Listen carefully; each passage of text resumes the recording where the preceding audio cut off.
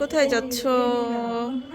আজকে পরিবারের সাথে ইফতারটা ইনশাআল্লাহ অনেক ভালো হবে। আর ইফতারের জন্য আমরা যাচ্ছি আজকে পুরান ঢাকা।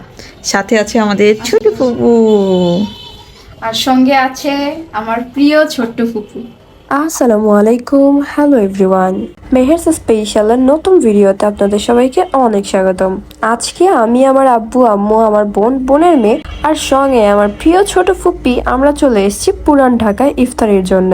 আর আপনারা জানলে অবাক হবেন, আমরা এসেছি পুরান ঢাকার বিখ্যাত বড় বাপের পোলায় খায় নামক একটি ইফতার, খুবই জনপ্রিয়।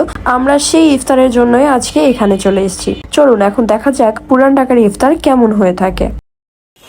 বড় বাপের পোলাই খায়, ঠোঙ্গায় ভৈরা লইয়া যায়। ধনী গরিব সবাই খায়, মজা পাইয়া লইয়া যায়। এমন সব শ্লোক পুরান ঢাকা চকবাজারে পরিচিত। এই হচ্ছে গিয়ে সেই আমাদের পুরান ঢাকার ইফতারি। আর আজকের ইফতারের জন্য আমরা নিয়েছি 4টা পরোটা। এটা নর্মাল কোনো পরোটা না, এটা চিকেন পরোটা, যে পরোটার ভেতরে চিকেনের পুর দেওয়া থাকবে।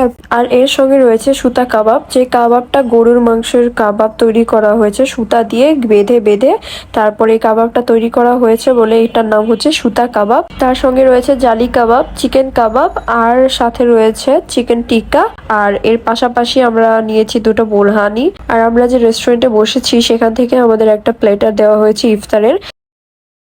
এই হচ্ছে গিয়ে পুরান ঢাকার চকবাজারের সেই ঐতিহাসিক বিখ্যাত ইফতার। বড় বাপের পোলাই খায়, বড় বাপের পোলাই খায়। এই সেই পুরান ঢাকার ইফতার, পুরান ঢাকার ঐতিহাসিক ইফতার। ঐতিহাসিক মানে 20 বছর 25 বছর আগের।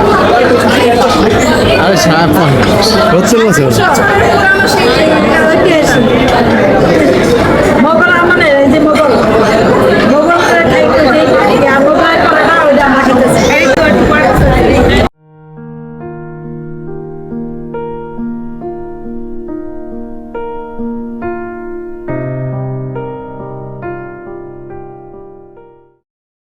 আর এখন আমি যেটা হাতে নিচ্ছি এটাই হচ্ছে গরুর সুতা কাবাব।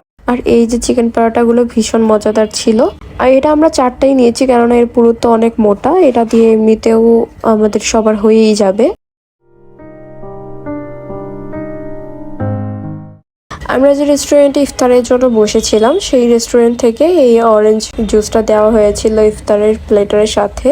আর সুতা কাবাব থেকে আমি আর ছোট ফুপ্পি মিলে বসে বসে সুতাগুলো ছাড়াচ্ছিলাম। আর এই ইফতার প্লেটারটা আমাদেরকে রেস্টুরেন্ট থেকে দেওয়া হয়েছে। এখানে সাধারণভাবে রয়েছে ছোলা, পেঁয়াজু, বেগুনি, আলু চপ, আর রয়েছে কাবাব, সঙ্গে একটা জিলাপিও আছে। তার পাশাপাশি একটা ফিরনিও ছিল, সঙ্গে ছিল মালটা, আপেল আর কিছু স্যালাড। আর এর সঙ্গে 2টো খেজুরও আছে।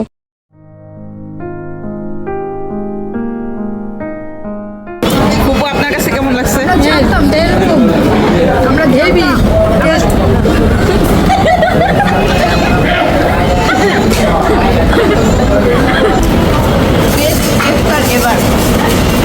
আসলে পুরান ঢাকার ইফতার সত্যি মজার। কেমন আপু? ঢাকার ইফতারে কোনো জুই নাই, সবসময় এক মজা।